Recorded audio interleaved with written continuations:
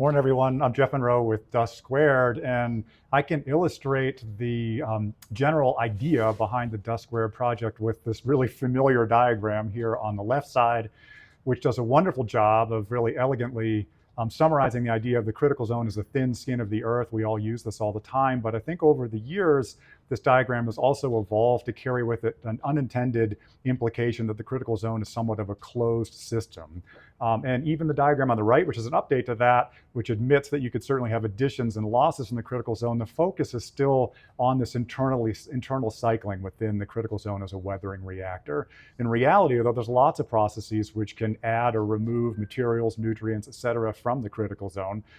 Dust, for instance, is one of those. The erosion, transport, and redeposition of mineral dust and nutrients from one place to another is a process which definitely links together places on the landscape which are potentially spatially remote from one another. When NSF rolled out the idea for the critical zone thematic network, they wanted themes which connect together places on the landscape where the critical zone could be studied that were joined by a common process, and we proposed that dust was indeed one of those processes. The structure then for Dustń2, which stands for Dust Across a Desert Urban Summit Transect, there's 6 different projects, and here I'm just listing the PI for each of those, but I will acknowledge with gratitude that there's a huge number of people involved in each of these projects, many of whom are here for the meeting this week. But Kevin Perry from the University of Utah is leading the project focusing on dust-emitting landscapes and the processes which contribute to enhanced or reduced emissions from the ground surface. Maura Honenberger from Salt Lake Community College is leading a project which is looking at dust transport through the atmosphere. Greg Carling from BYU is looking at the geochemistry of dust and dust properties. Mackenzie Skiles from the University of Utah, who's also here, is leading a project looking at snow hydrology impacts of dust deposition during the winter and the spring.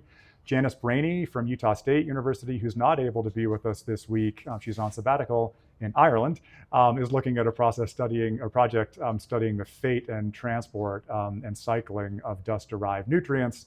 And I'm working on a project studying the effects of long-term dust deposition on mountain soil formation. My final slide, the overall goal of Dustń2 then is to investigate the role of mineral dust in critical zone functioning essentially from source to sink.